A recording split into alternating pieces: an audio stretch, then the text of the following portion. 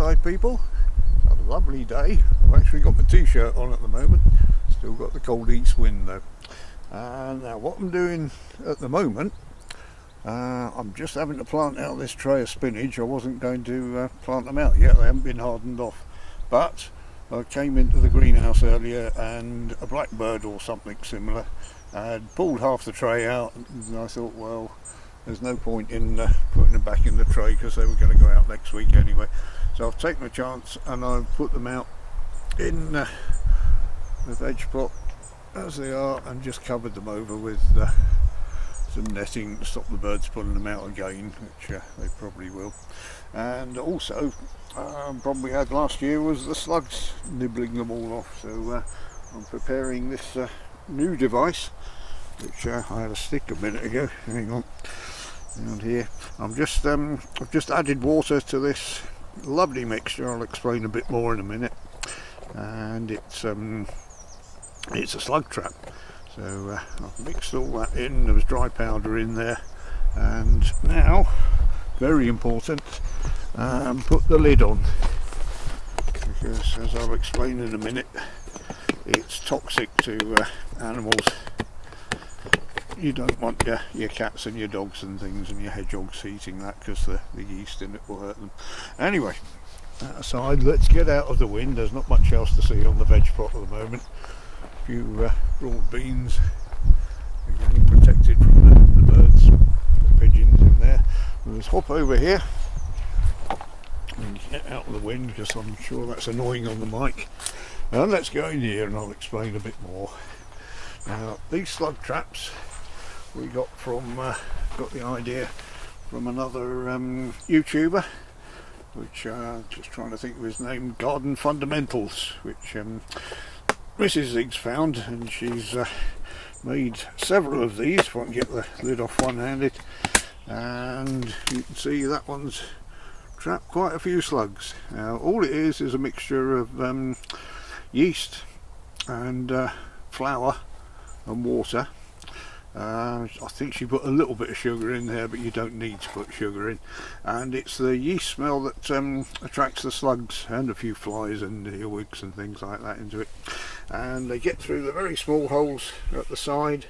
The hole's only about 1/4 of an inch, and the slugs can squeeze through those quite happily. We've got some quite decent sized slugs in there, so they go in there and they drown. So all you got to do is keep that away from other animals that might like to lap it up, and it's bad for them and it can hurt them. So that's great, and this will cover an area of about 3 square feet. So any slugs in this area will go into there, and that'll be the end of them. So that's a lovely idea, and I'll put a bit more detail there with a few pictures at the end. But anyway, let's have a little look around. Not much going on in here. A few cabbages that have overwintered. Broccoli wasn't worth really doing. Purple sprouting should be huge at this time of year, but that's proper little spindly plants. Last year we just didn't get the light, things didn't grow. The kale, we've had a few pickings off already. You can see where it's been up against the tunnel. I think there's a snail that's been coming up the side. I caught one the other night. Obviously the snails won't get into the little trap there, but these are quite healthy leaves. We'll have another couple of pickings off these before all the plants run to seed, like that one is over there.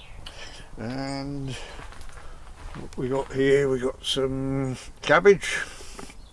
That's for planting out, and underneath that, I'll put that up there, get it away from the slugs. Each one of these has got a celery in, and I'm keeping the water in the bottom. Little seedling there, which aren't really doing much and not been planting out long.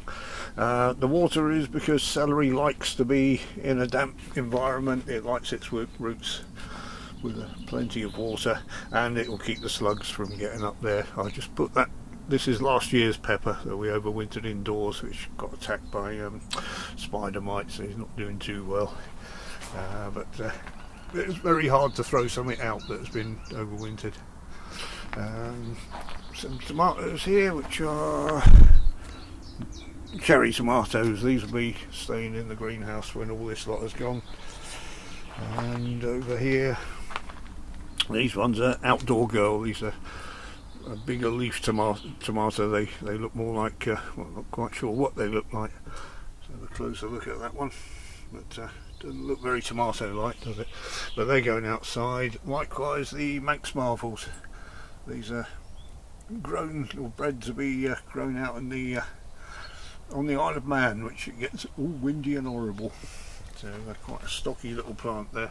You can't buy this one in the shops. I did have a few seeds for sale on my website. I'm not sure if I've still got that page up there. I'll have to have a look.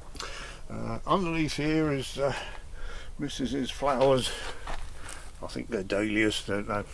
But I just put those in there to keep an eye on them. Over here, the strawberries have really picked up in the past few weeks. These were just hardly any leaves a few weeks ago. Now they're absolutely covered in flowers. Again, trays to keep the slugs off. I've got to keep these topped up, because if one slug gets in, that's about it. And also got to watch that the leaves aren't touching the tunnel wall, because they'll come up there. So I might have to move the table out a little more. In other pots, got a gooseberry, which I think I saw a flower on somewhere. Oop, got hands on me. And this one's a black currant, so we might get a few early black currant flowers off there. I've got to blow because I'm covered in ants. Excuse me. Right, didn't want those. And these are all succulents that have overwintered here, so not much to do with this channel. And these are the Welsh onions, or bunching onions. Some people call them walking onions, and they're not actually from Wales at all. Apparently they're from the Middle East or Far East, but for some reason they get called Welsh. These were doing terrible outside. We had them up near the house, and it was like a wind tunnel, and one or two of these looked like it was on its way out. So I picked the whole clump up and brought it in here, split them up, and they've done really well in the past. It's only been in a month, and it's really appreciated coming in indoors. These actually form little bulbils on the top and grow. I've grown them before. They've grown quite reasonable sized small onions. It's like a little pickling onion size, and those drop off, and that's why they call it walking, because they travel like that. But we're going to be growing those just for the stems. A few spring onions. I've been using up pots of them. Had 3 pots of those. This is the last big one, and those were just a few small bulbs that I put in, which have also grown to spring onions. And I've replaced the spring onions we've eaten with some garlic that I grew from bulbils outside a couple of years ago, and I've just rounded these up and put them in. These are from the Isle of Wight strains of garlic, so they're the ones that should just about do alright in this climate.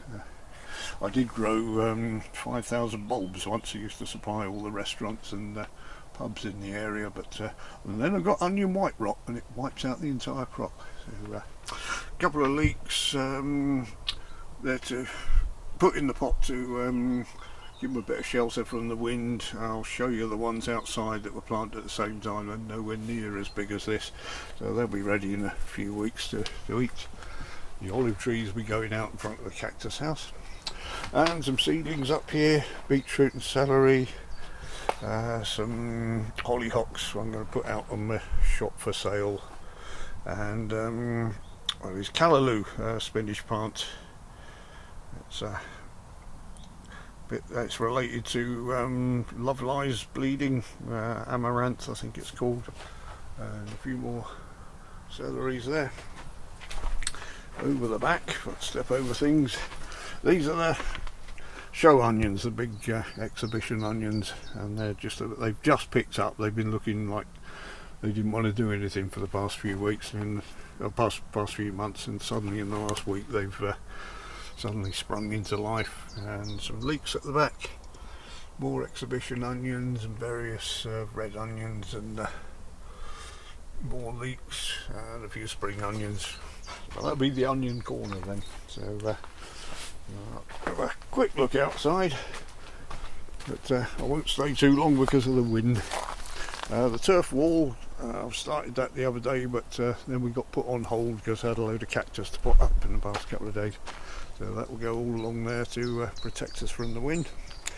And not really much to see in the rest of the plot and the tunnel at the moment, and I won't go round there, so as soon as I go around the corner the wind will get on the mic. So there we go, just a quick update of what was going on. Thanks very much for watching, everyone.